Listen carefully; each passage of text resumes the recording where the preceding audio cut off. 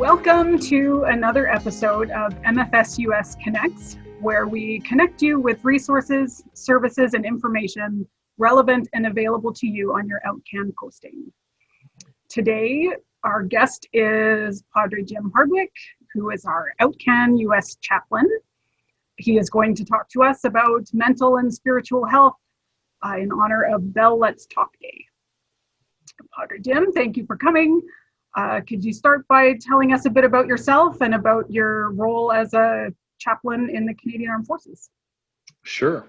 First and foremost, I was born at a young age. Sorry. I joined the military in 1980. Pretty much all my siblings, six of us, five of us joined the military at some point or other, and some of us stayed a little bit longer. My oldest brother retired about 4 years ago, and I think he is a running total of 42 years. So he's the winner, chicken dinner. I joined, as I said, in 1980, did 10 years in the infantry, and then got out and came back in after completing some schooling for chaplaincy. So 4 years later, went back in the reserves. I think I've been I've been around a couple days and continue to. I don't tell them my age so they can keep me around. So, yeah.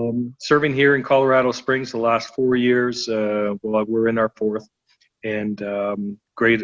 Thank you for the opportunity to come and speak with you today.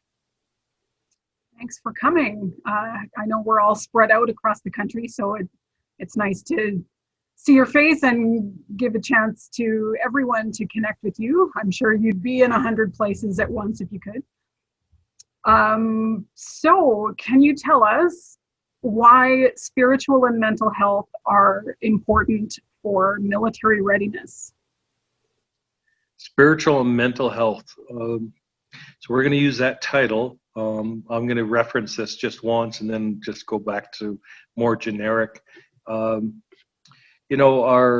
Our well-being, the phrase I prefer to use, encompasses quite a bit of factors, and probably more so than what I'll just say. But there is the psycho, social, spiritual, physical reality, intellectual, emotional. There's so many factors that go into who we are and how we're wired, how we approach life. So, but if we bring it back down to just the mental health and the spiritual component, can narrow in and begin to focus on some of the factors that help us through life. One of the things that we're obviously all going through, all of us, is the pandemic. And the pandemic is, it's probably taught us a lot of things. For one, prior to turning on the recording button, we were talking about just, the challenges of virtual and the things that we've all learned. Today, I've had 4 different virtual connections on 4 different virtual systems. And so now it's Zoom. Right. There's a lot to learn. And part of that learning and part of just continuing going is to care for ourselves. So we've had, hey, Allison, we've had 9 months, 10 months of COVID-19 reality. And somehow we all made it here. Look at that. And what we need to do is continue to do that and continue going. People ask me about, what's the next? And I said, double down what we've done before, and let's keep rocking and rolling. And, so today what I'd like to do is focus our conversation on just what will be helpful. So I'm going to break down a piece on using a chart, and we'll distribute this at some point, but who do we want to be during COVID-19? And so the wellness and the care for ourselves is going to be a big part of it. But I think part of the challenges is spiritual and mental health really does help us to evaluate how we're doing and how we're coming to where we need to be looking after ourselves. So if we look at 3 zones, the first zone being, the fear zone, second one being a learning zone, and the last one, the third one being the growth zone. And I think if we think and talk about those 3 zones from a spiritual and mental health perspective, we'll have an opportunity to learn and to do the reflection that we need to do to see if we're in a good space. So with that, let's start with things that we need to be watching for in the fear zone. Signs and feelings that might indicate that we've crossed a threshold into needing to seek help is if we are, or we get stuck in this fear zone. The fear zone is working with unhealthy routines. So you remember initially when this all started, Allison, I would sit with my phone beside the bed, and I would continue to open it almost every hour as North America began to get hit with the numbers. Yeah. So the first one, the second one, then the death tolls, and for the first month, I had my headspace that I needed to keep track of this, and so I would be waking up every couple hours to check on our latest. I'm not sure what I was going to do with that information, but I just wanted to be informed. Right. Well, that wasn't a very healthy routine. Because you cannot continue to do that. Who knew how long this was going to be? Right. But so that would be, in the fear zone, unhealthy routines. Hey, what happened next was all the hoarding. I went out and got some extra toilet paper and a bit concerned about what's going to take place. And then the next piece is the sharing of fear. So everyone starts to pass around information that we think is accurate, but probably isn't. There's a couple other things in the fear zone. Complaining. I miss my kids. I miss connecting with my friends at work.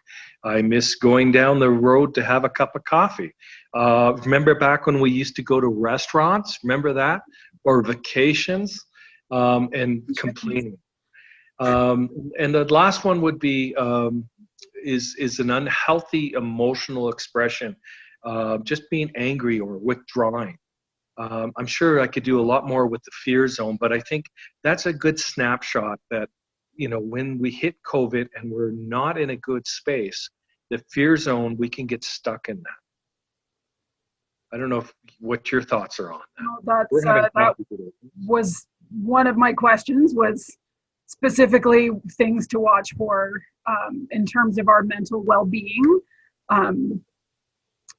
for knowing when we might need to get some extra help. So the fear zone, that's a good way of looking at those markers. So I have sorry, go ahead. You go. So if we go from the fear zone and begin to then say, okay, I can't sustain myself with these habits or this mindset, getting out of bed in the morning, brushing your teeth. You remember that in March, April, May? Make sure you get out of bed and brush your teeth. I mean, we were really, we were living in an interesting time. Thankfully, people have probably moved well beyond that, but into the learning zone. And the learning zone is a critical part where we just accept the reality that this COVID is still part of our existence, and we need to move ourselves from fear to accepting this reality.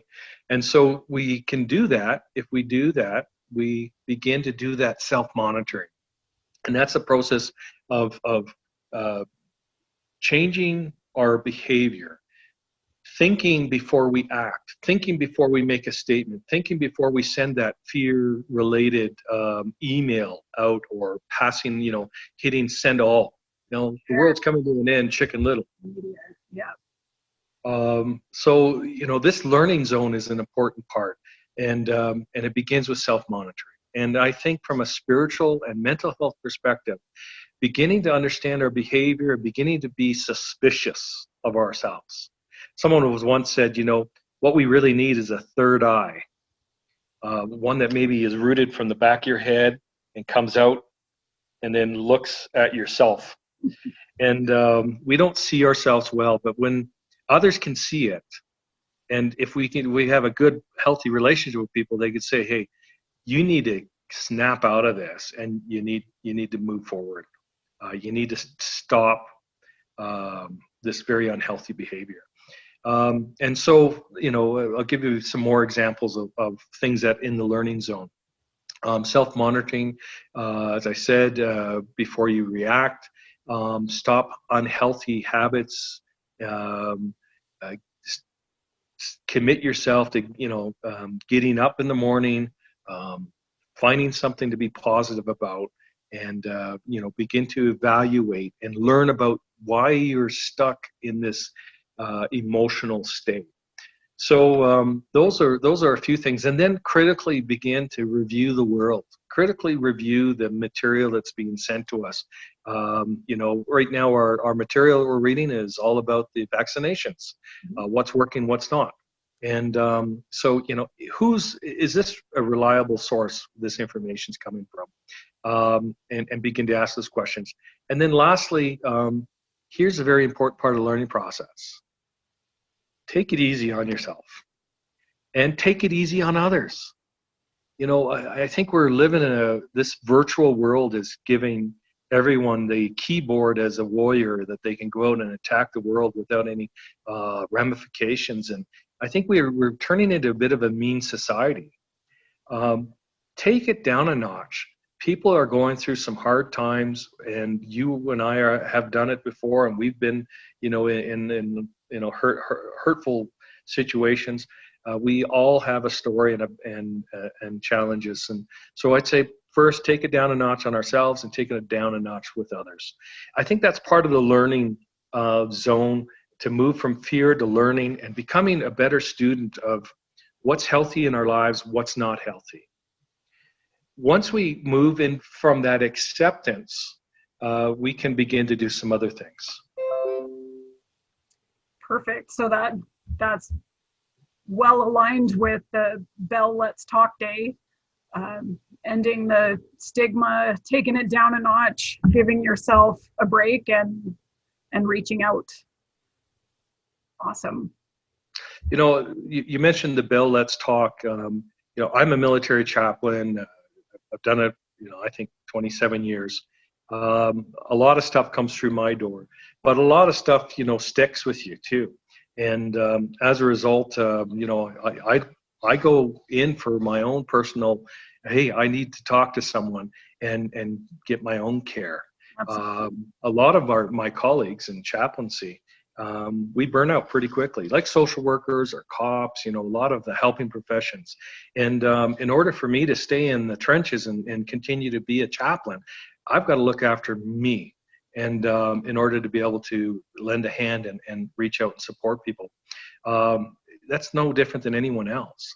And so from a self-disclosure perspective, I've been in a hurt lockers, and I've struggled with my deployments, and I've struggled with life challenges, and I'd say that going to have someone help us is really critical. It's the most critical step, and this learning zone piece that I'm talking about is a very critical part, because we have to be suspect of ourselves. I think for a long time we think the world's evolved around us. Remember back being a teenager when your mom and dad are there to just feed you, and that's their main purpose in life. We get I was raised in an era. I don't remember if you remember the show. It's called "I'm the Most Important Person in the World," and that was the targeting message to children's programming. And so we have a very selfish setup, and what we need to do is begin to be more suspect and ask ourselves, why did I really get angry about that, and begin to look at it. So the counseling opportunities that are available are very critical and very helpful to continue the process of learning. And I'd say that for those that have done some self-isolation, for guys like me, an extrovert who's really enjoying the introverted life of not having to see people, following through with commitments, is a big area. You know, you and I talked about doing this back in October. Here we are in January. Yeah. I'm going to let you know that that's on me. And that's, you know, just a challenge of following through with commitments. You know, we're all need to be suspect of unhealthy patterns and embrace it. So there you go. So I'm having another sip of coffee. Have coffee. I have, mine's cold now. So to get back to the first question, though, I see how even being in that learning zone and taking control of your self-assessment, at least, how that can contribute to, for the members anyway, for your ability to be ready at work, but also for families. If families are healthy, then their member can also focus on the mission. So right. Those are good points. If only we had that eye. Yeah. And Allison, so, you know, we talked about the fear, the learning, and now the growth. So let me jump in on the growth zone. And this growth zone puts us from a place of where we want to stop just being about ourselves. And we are living in the US. We are away from our main families. I call us people of the tent. We're, you know, we have no roots. Right. You know, back in the day when people lived in a community, they grew up, they married within it, and they died within it. I mean, life was very, very simple. And care, you know, you get the care from your family. We don't have that. So we need to think about how we receive care and also how we can give care. And I think that's our evolution. Once we, you know, realize that it's not about us and maybe it's about the other people. So let me talk about the growth zone real quickly. Growth zone is with our ability to serve, you know, begin to see what can I offer to others? A listening ear. Am I able to live in the present? And can I be empathetic with others when they're going through things? And learning how I can stay in that space and be a positive contributor instead of, you know, naysayer or angry or hostile.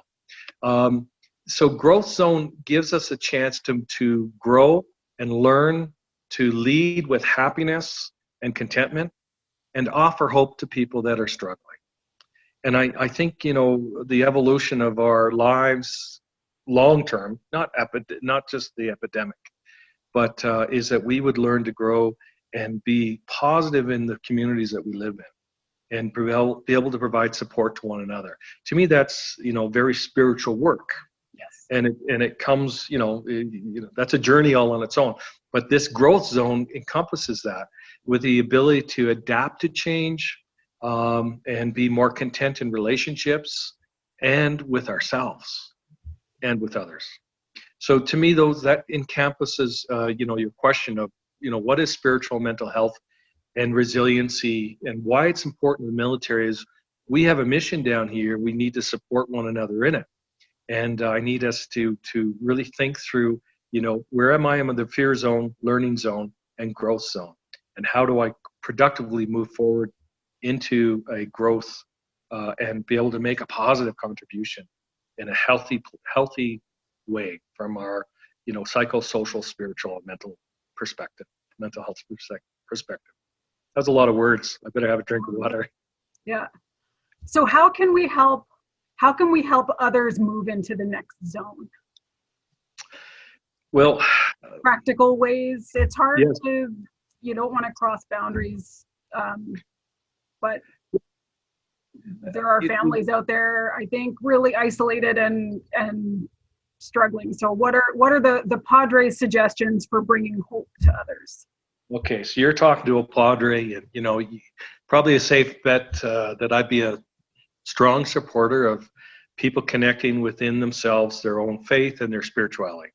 So if we're going to go down that road, with your permission, let's continue down that road. You know, spirituality and mental health and physical wellness is very much connected with being able to connect with your own spirituality and to find your faith and to discover, that place where you're working from a place of hope is very important. Research has shown that religion and spirituality can, I'm reading right now, can help us cope with everyday stress. Studies have shown that spiritual experiences help older people. I'm not just talking about, myself here, but cope with negative feelings and enhances positive feelings. Research has also shown that what you and I both know, women live longer. Females tend to follow their spirituality more so than most of us men. And I think there's something to be said about, being able to connect with yourself, your spirituality, and being able to stress or buffer health effects with your spirituality. And that's probably, maybe to do with, gratitude, connecting gratitude with the way we're going to tackle the world. I've, as I say, I've done this a couple of days in a row with life. And I remember being in a hospital with a nurse, and she was in her mid-50s, so about my age now, retired from the military, colonel, and she was dying of cancer. And she was so mad and so angry at God about this. And, I couldn't help but think, I'd be angry too. I connected with her anger. And I recognize that she's doing some pretty heavy spiritual struggle right there. And I encourage us to enter into that earlier than later. Much like counseling, don't go when it's broken, go earlier so it can be a quicker repair. But our spirituality and our faith can assist us to move forward. We've seen it with cancer patients who have included into their self and their personal life simple meditation, prayer, connecting with a community of faith, that there are increases in their health benefits for that alone. And that's fascinating to recognize. Let me see what else I had here. Maybe I'll read that quote. According to research, those with an intrinsic religious orientation, regardless of gender, exhibit less psychological reactivity towards stress than those who had no religious orientation. Those who are intrinsically oriented and dedicated to their lives to God or a higher power are the ones, those that are opposed to it, to use religion as an external end, will find that those that with it will increase with their friendships, increase with their community standing, increase with their wellness. And so that sounds a little weird and I think very wordy, because I had a hard time even saying those words. But it can be a buffer. And so reality is, if we dedicate our lives to something greater than ourselves, as I said, really, in the learning and the growth process, then we will experience, I'm trying to think of a matrix or a system to deal with stress and be able to manage our own well-being. So I think the spirituality piece is an important part, and maybe I'm being a little too awkward with it, but in chaplaincy, I remember 20 plus years ago feeling like I got caught reading my Bible. Oh, I'm not working. Well, that was my work, and I was too young in chaplaincy to realize that I needed to do some things that looked after me. And for another 10 years, we didn't even talk about spirituality in chaplaincy. We as chaplains didn't. So we've come a long ways where we recognize that we're asking people to do some pretty big things in life. And the spiritual component of being able to have that inner resourcing and be able to care for yourself, be able to manage the stuff that's coming at you from a faith perspective is a very critical piece to support. I'll give you one more example. I don't know if that was even an example, but here's an example. The US started to use yoga for basic training. And so they ran, an assessment on candidates that went through the program with yoga and candidates that went through the course, the basic training without yoga. And it was a significantly statistically growth in their marks, their passing, so less failures. And they've run that test time and time again. It continues to come up that to arm our people with some tools to help them deal with just this. You can't think of a more stressful thing than a basic training. Nope. My wife went and did it at 50 years of age, and she was amazing. But she also had with it, a little bit of her spirituality. But she also knew the importance of stretching, the importance of diet. So all the routine stuff that we, when we get stuck in the fear zone, we let go. Those things she was already well established in her routine in life. So she had a solid basis to move into. And amazing. She did really well. Hey, she topped her course for female fitness. So that's incredible at 50. That just stays between you and I, no one else. Oh, right. No one will hear that. So I think better health is correlated with research around those that have spirituality, greater psychological well-being, less depression, less hypertension, less stress, even during very difficult times, and some more positive feeling, sense of their emotions, and they have better chance of dealing with stress. So our spirituality is a very important part of who we are. I don't know about you. I don't even understand my own path, but we've all been on a path. And as I say, our journey through our teen years and into our early 20s, when it's all about our occupation and about striking out and, doing great, somehow I wish we'd all learn those lessons and then arrive at 50 and 60 to be able to realize what's really important. And, but we don't. It's called our path. And part of our path is our spiritual journey and how we manage it. So in the chaplaincy, how many different faith traditions are represented? Because we talk about spirituality like very loosely, almost in a way to make sure everyone feels like they can connect with the concept somehow.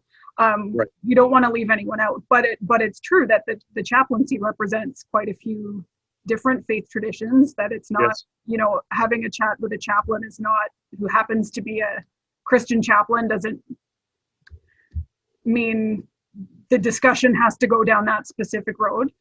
Right. So the word I would use is pastoral care. So every chaplain that comes in is endorsed through their own faith group. That's the word we use now. And that faith group has been able to assess and ensure that we are going to employ a chaplain to work and provide pastoral care to our military families and members. So that to me is our end state and our foundation to which we work from. So to answer the question, we have, and when I first joined, we had two chaplaincies, one Protestant, one Catholic. Yeah. And then in '94, we came together and we became one branch. And again, it was Christian. In the history of chaplaincy, obviously we've had Jewish, and I'm just trying to. You don't have to name them all. I just wondered if there's a number, because I'm sure it goes beyond. I've met an imam who's a padre, and I've met a rabbi who's a padre, but beyond that. Yeah, we're moving well beyond that. So Hindu, Buddhist, Muslim, Christian. Years back, someone joked and said, "When are we going to hire a humanist?" And someone who represents no faith, but looking to, humanists is more on, how can we improve ourselves as humans and do well. And it was a bit of a joke in the branch when he said it, but the actual fact is no religious affiliation or NRE is a large portion of Canadian population. Yeah. And so, he wasn't off target at all. He was very forward thinking. And so let's get back to, the reality that, our number one thing is to come alongside people when they're going through a situation, crisis, and assist them with managing it. That's what pastoral counseling and pastoral care is about. And so any chaplain that's been brought in has been checked to make sure that that's our end state. We will come alongside regardless of faith background, and we will walk with you in your journey. That's important to say that. That's really what we can do as Canadian Forces chaplains and American chaplains as well. So do we rely on quite a few American chaplains while we're OUTCAN then, because you can't be in all places at once? Is that pastoral care sort of not farmed out to our local bases, but hopefully? I think we have an understanding that anyone that's in the mission is going to receive spiritual well-being and care through whatever chaplain is there. So I work very closely down in Tyndall with the chaplain there. In fact, I brought him into the Sentinel Program, and he oversees the Sentinels in Tyndall. My goal is to connect every detachment with a chaplain, and to make sure that until they get every Sentinel that doesn't have a chaplain, then I'm their default. I've got my phone. Well, I'm just looking for where it is, but it's right. You're on it. To reach me, and if there's ever any calls or any concerns. So I want to establish that. The next chaplain coming in after me is Kevin Olive, a great guy. He has worked with the Air Force, and in fact, he has been the Sentinel spokesman for the Air Force. He's held that file for 3 years. And I think we'll be well served with Kevin, and we'll just continue down that road. I'm not sure if I just decided I was going to talk about Sentinel on you. Sorry about that. No, but that's another aspect. Like maybe some family members aren't familiar with what that is, because that's mostly a workplace initiative. Right. But do you want to tell us about the Sentinel program and how those folks are available to our members? You have, I think, 2, maybe 3 Sentinels in your location, and that is a Canadian Forces program under the chaplains. So the chaplaincy has brought that forward, and they're there to be within the community of the Canadians and the Americans as well, but to provide what I would call a safety net, so that if they notice someone's going through some hard time, their behavior's changed, they're starting to, get, I call it wobbly, then they come alongside and just check in and have a chat. And so it's really learning to observe what's going on around them, to clarify and to, if it needs to be something they need to track. And then third, to do a referral for wellness and a wellness check or care.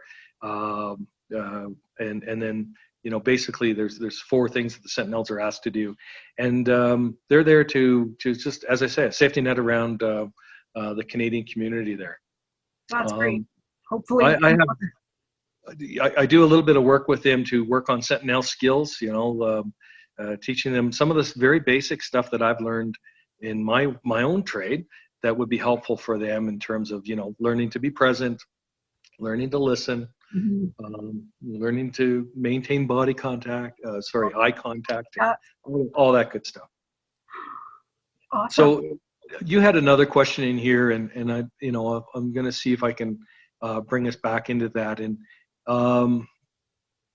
spirituality, just I don't know how we're doing with time, but spirituality is a very personal thing.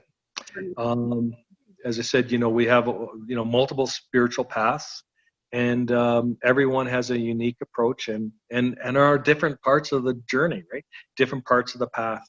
But some spiritual stress relief strategies have been shown, like I mentioned, the meditation or the yoga, regardless of faith groups. So here are, some tools that we might start to look at. Number one, we already talked about talking to someone. So with the Bell program, Let's Talk.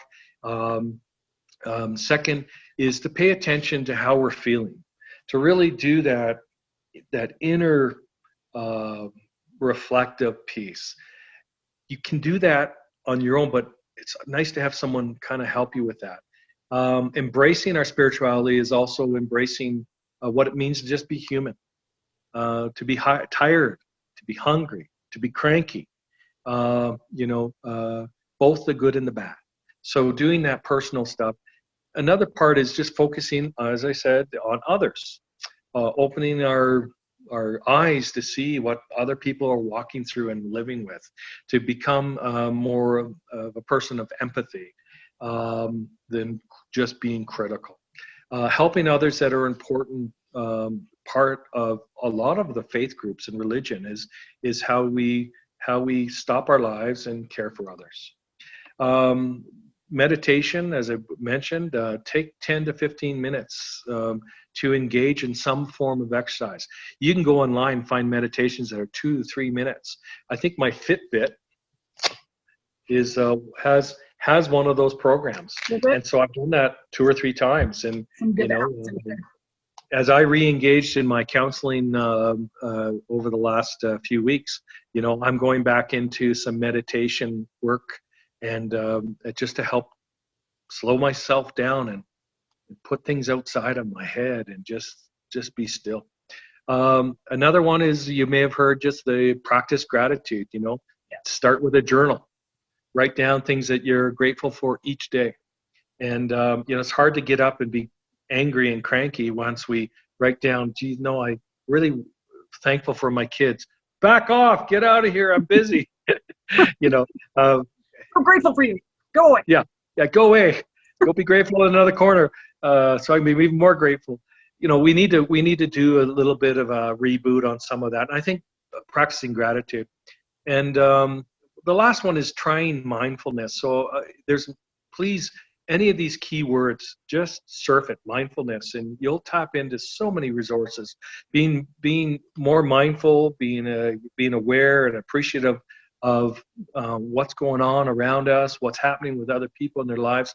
Mindfulness encourages us to be less judgmental, both with yourself and others, and focus more on the present moment rather than all the junk and the garbage in our past.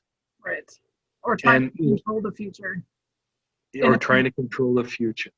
Exactly. So, just being still, So here we are in OUTCAN, living in a completely different experience than what we would be doing in Canada. And we're getting more time with each other. We're eating healthier. I know I am. Great meals. I'm not spending a lot of money outside in restaurants. So we're saving money. I mean, there are so many great aspects of being here in the US that we just need to, as I say, double down. Whatever got us to where we're at, double back down and do it again. Get back into the Zooms, connecting with your family, your loved ones, your kids. I know parents are struggling with the additional effort of the responsibility of the schooling. I don't have a solution. I have a lot of empathy for that. But wow, thank you for the parents that are working with that, with their kids. But maybe look at what this looks like 10 years from now, to go back and go, remember what a great experience. So building memories with the kids that are positive and stuff like that. I'm going to say one more thing. There was a gentleman that I spoke with, and I told him he is Father of the Year. He went through a family crisis where there was a suicide in his family, and we talked about his kids, and his kids are my kids' age in their 20s, and just said, I asked, I did the Padre thing, how many suicides have they dealt with before? How close were they? Blah, blah, blah. And I was trying to get a little bit of a scene to set the table for him to tell me, are there any concerns he has with his kids? He spends I don't know if it's weekly or daily. He's on a call with one of his kids and they do a 30-minute workout together. No way. I said, that's awesome. What a great, so, to take negative stuff and turn it into building it something to connection with the people that matter. That's been my biggest challenge for us. That it'll hit you right in the middle of your soul, and it will feed you for the rest of your life. It will build into the relationship with your kids. It'll take our focuses off the junk and look at the possibilities instead. So spirituality, mindfulness, mental health, lots of work, but it can't be done if we're stuck in bed and covers over our head. And we got to get out and try do different ways of doing things. So I don't know if there's anything else you had wondered or part of what we're going to talk about. Well, I could chat with a chaplain forever, so we could probably sum up for the sake of the MFS video. So why don't we close by telling everyone where they can reach you as the Padre. I suppose first step is to reach out to their local resources, but chaplaincy questions, where should folks be heading?